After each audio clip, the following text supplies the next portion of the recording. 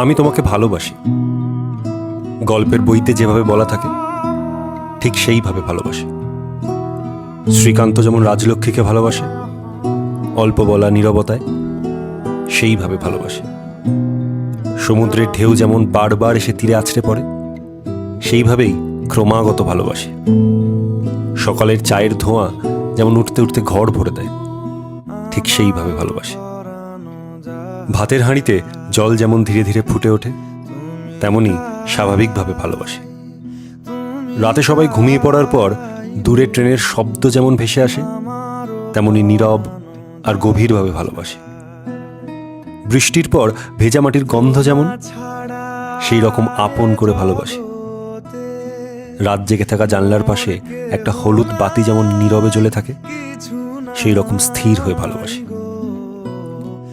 দিনের শেষে ক্লান্ত শরীর যেমন নিজের বিছানায় ফিরে আসে, সেই রকম নিশ্চিন্তে তোমাকে ভালোবাসি।